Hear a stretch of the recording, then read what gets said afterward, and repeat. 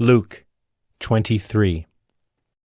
Then the whole company of them arose and brought him before Pilate, and they began to accuse him, saying, "We found this man misleading our nation and forbidding us to give tribute to Caesar, and saying that he himself is Christ, a king." And Pilate asked him, "Are you the king of the Jews?" And he answered him, "You have said so."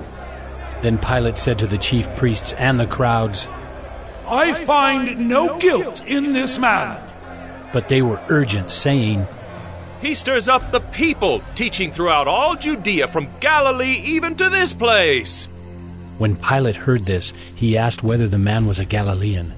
And when he learned that he belonged to Herod's jurisdiction, he sent him over to Herod, who was himself in Jerusalem at that time.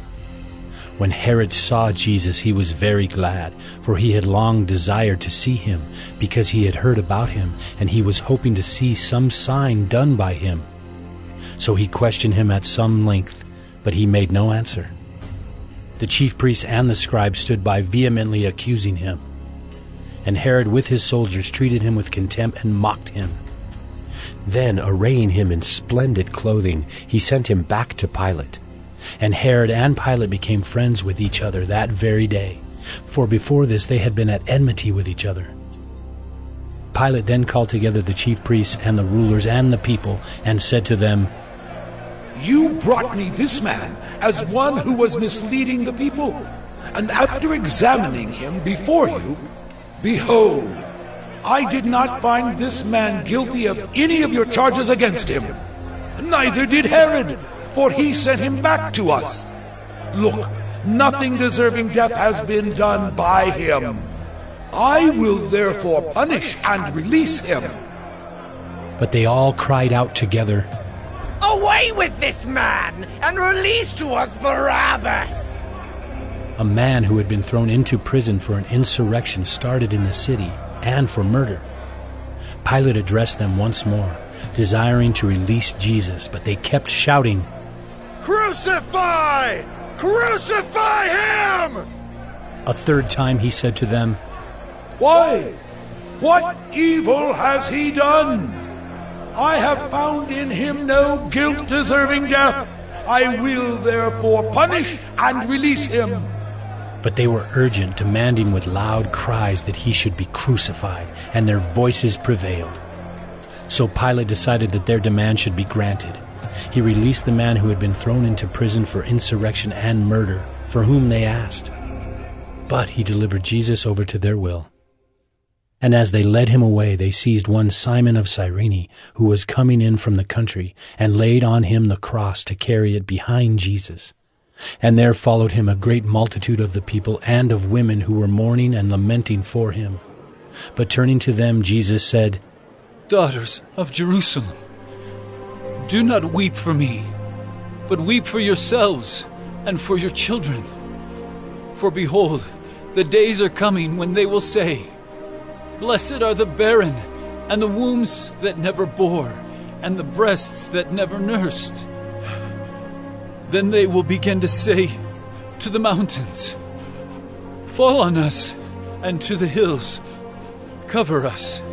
For if they do these things when the wood is green, what will happen when it is dry?"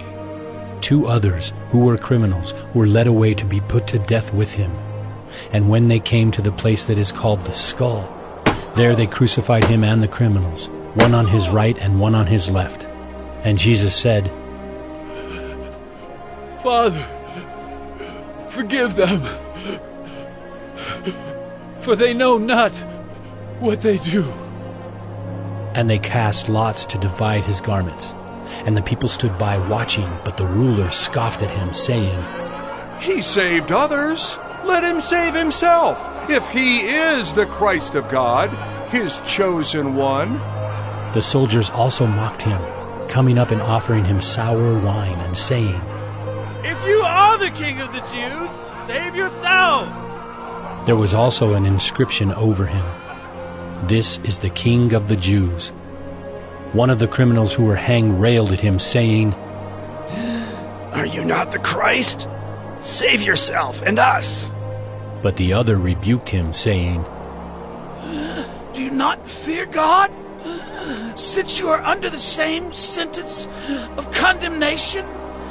And we, indeed, justly, for we are receiving the due reward of our deeds. But this man has done nothing wrong. And he said, Jesus, remember me when you come into your kingdom. And he said to him, Truly, I say to you, today you will be with me in paradise. It was now about the 6th hour, and there was darkness over the whole land until the 9th hour, while the sun's light failed. And the curtain of the temple was torn in two. Then Jesus, calling out with a loud voice, said, Father, into your hands I commit my spirit. And having said this, he breathed his last. Now when the centurion saw what had taken place, he praised God, saying, Certainly, this man was innocent. And all the crowds that had assembled for this spectacle, when they saw what had taken place, returned home, beating their breasts. And all his acquaintances and the women who had followed him from Galilee stood at a distance watching these things. Now there was a man named Joseph from the Jewish town of Arimathea. He was a member of the council, a good and righteous man who had not consented to their decision and action, and he was looking for the kingdom of God. This man went to Pilate and asked for the body of Jesus. Then he took it down and wrapped it in a linen shroud and laid him in a tomb cut in stone, where no one had ever yet been laid. It was the day of preparation, and the Sabbath was beginning.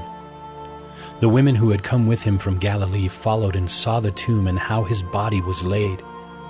Then they returned and prepared spices and ointments. On the Sabbath they rested according to the commandment.